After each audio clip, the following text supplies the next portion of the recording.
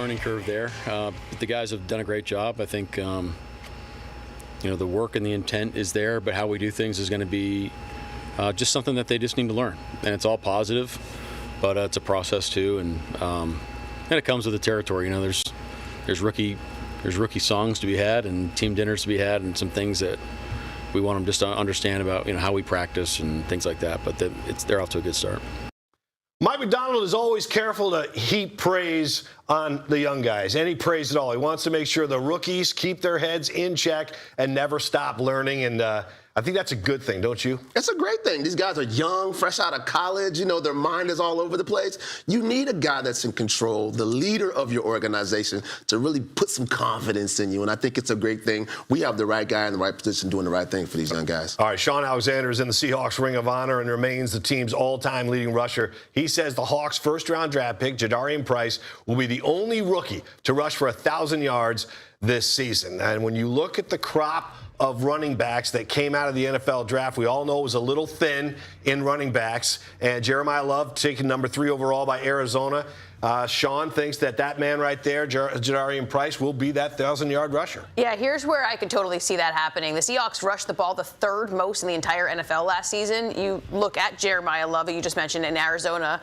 That one sticks out. The Cardinals, they were dead last in attempts, 2nd to last in total rushing yards. So it could just be the system, honestly, that helps Jadarian succeed. Yeah, it's definitely the system. We run the ball a lot here, obviously, but I think you also have to take into account the offense that we have put together here in Seattle. This offensive line that they have been able to piece together over the last couple of years is really good right now. We got some great players with Abe Lucas and cross cornering off the ends there.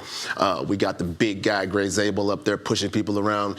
That's what you need as a good running back in the NFL to make that yardage, and the Seahawks have that put in place. Oh, you say it all. That's exactly what the Seahawks have that the Arizona Cardinals don't have. They've got that strong offensive line, the commitment to run the football, which Mike Macdonald has said is a must when you're going to win a title like they did last season. So really just a question of where the other running backs come in. Let's throw a shout out to Jonah Coleman. Yeah. I mean, it's a guy that was drafted in the 4th round. We all wish him the best, but how much activity will he get this season, too? Some of these young guys aren't going to see the field as much as a Love or a Price. Yeah, he walks into a great position for the Seahawks. Kenneth Walker is no longer here, so they need a number 1 guy with Zach Charbonnet healing from an injury. They're going to put a lot of weight on this guy's shoulder immediately. So not only is he going to be in a good position with a solid offensive line, also some great wide receivers to take that pressure off him, but he's going to be in a position where he's going to be the guy that's carrying the lion's share of the load at the beginning of the season. So he's going to have every opportunity to make that 1,000 yards. All right, Seahawks had their first day of OTAs this week, and only 4 guys were missing. They were all clearly excused, according to head coach Mike Macdonald. And one of those guys was DeMarcus Lawrence. D-Law says, I've got the newborn and a 1-year-old, so I can't leave mom with all those responsibilities. I still have more to give, and also I had the most fun I've ever had playing football last year. Can you blame that guy for just staying at home with his 6th child and helping everything, helping mom at home? Listen, he's doing all the right things, and he certainly did all the right things last season. I respect it wholeheartedly. I think that you should be able to balance your home life and your work, and especially you just had a baby. You should definitely be helping your wife with that. And they know he's going to come in, ready to go. He's going to come in with conditioning. He said that he's conditioning back in Texas, and obviously he's a veteran, and he is one of your leaders on that defense for a reason. So yeah, not only do you want to be there to help your wife with your 1-year-old, you also want to be part of that. You know what I'm saying? You want to be around your child in those early years. You want to be part of that process.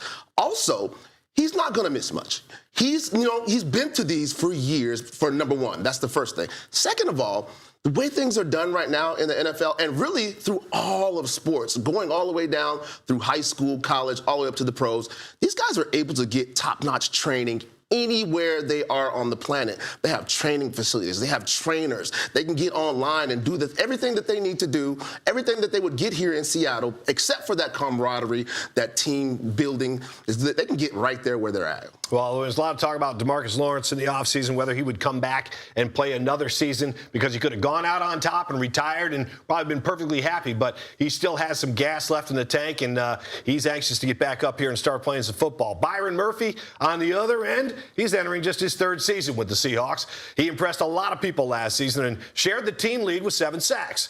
He talked during OTAs this week saying he's anxious to take things to another level.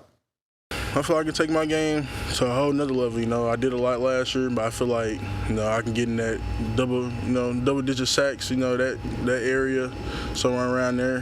Hopefully shoot for all pro this year, all that. So I'm looking forward to all that this year. Do you have any goals, like for the offseason, like gaining weight or losing weight or doing anything like that? Nah, really just, maintaining my weight. I played at 315 last year, so just trying to stay there and continue, get better at pass rushing.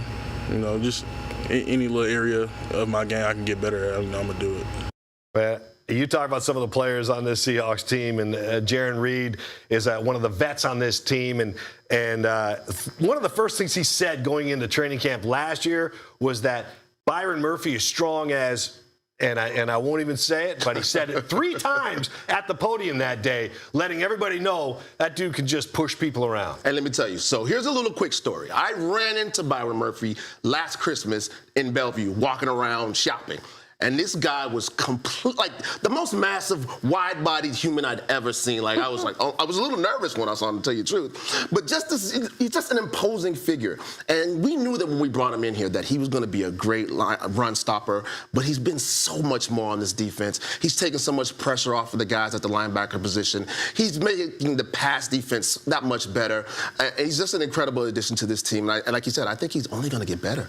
My favorite thing about Byron Murphy is what they were talking about when he, right after the snap, he gets right in the gap and puts his hand in there. And it's just a move that they said that they haven't seen from especially a sophomore player. But somebody it's just a remarkable way that he's able to stop that gap. Yeah, you have to have the strength to do that, too. Mm-hmm. You can't be, some Paul Sylvie type sticking your arm there.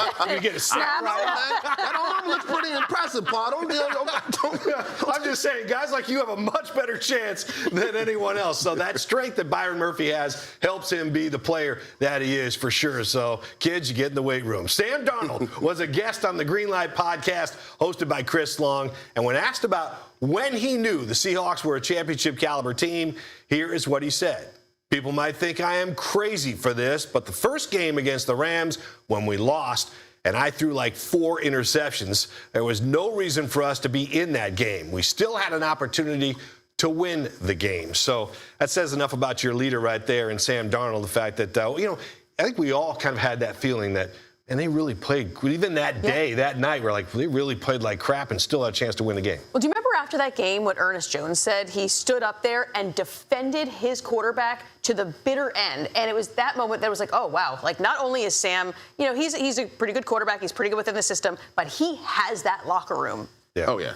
And again, like you said, he has a locker room. At the end of that game, I remember thinking, we were really about to win this game. We were just seconds away, maybe a couple of yards away from kicking a field goal and winning this game. It was a missed field goal. A missed field goal. Right. And if you can throw 4 interceptions in an NFL game, if you can throw 4 interceptions in a Little League game and still have a chance to win, you got a pretty good squad, right? So again, this team, the potential that we saw at the very beginning last season was out of this world, and they proved it. Yeah. They're world champions. Yeah. Well, I'll tell you what, you brought up the soundbite, Ariel, of Ernest Jones after that game stepping to the podium and dropping an F-bomb and basically saying, if you have anything to say about my quarterback, yeah. And then he carried that, of course, through the Super Bowl celebration, which was outstanding. I think we all lost our minds that day. But a lot of fun. Ernest, one of the reasons Ernest Jones is a clear leader on this football team. Seahawks tight end A.J. Barner battled through some injuries down the stretch last season, but he did make an appearance on day 1 of OTAs this week.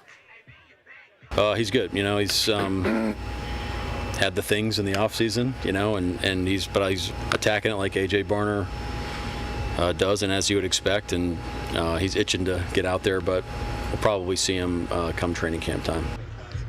You know, we cut the soundbite earlier today, and we heard Mike McDonald say the things, and you guys heard it for the first time here. You're just like, The things. obviously he's not going to tip his hand, but we know there's Mike. Yeah, exactly. Yeah. But we know how much Barner played through the injuries last year down the stretch. He has the ankle thing. He had lower body injuries for Barner, but you know. I know all three of us would love to talk about this guy, and I'll start with you. Oh, yeah, A.J. Barner was such I don't even want to say unsung hero of this team because we know who he is. We know what he does. We know what he means to this team. Traditionally, tight ends have been a huge part of the Seahawks' success over the years. But he's been just such a great piece. Whenever you need a play, you need that first down or you need that touchdown, A.J. Barner's been the guy. He's been so clutch for these Seahawks, and to have him back in the mix, and hopefully he gets over the things and when the season starts, and we don't have to deal with the things anymore. I think the best part about him is just the riz that he brings to this team. He has so much aura, as they would say. Like, he's just a fun guy, brings so much to the sidelines, brings so much to training camp, brings all that. And that's what you also need back. I mean, yes, you want his production on the field, but you also kind of need him with the team, getting everyone ready to go. Wasn't he? Did he wear a fur coat during sure the celebration? Did. Like he had a fur coat and no shirt. I remember. He told me it was a woman's coat, and then showed me the side where he had already ripped out of it, and I was like, honestly, just start cut a little bit, and and he made it work. He had a fur vest before it's all over. Yeah, man. He was one of the stars of that show that day in that parade, man. Sure. So much to like about A.J. Barner.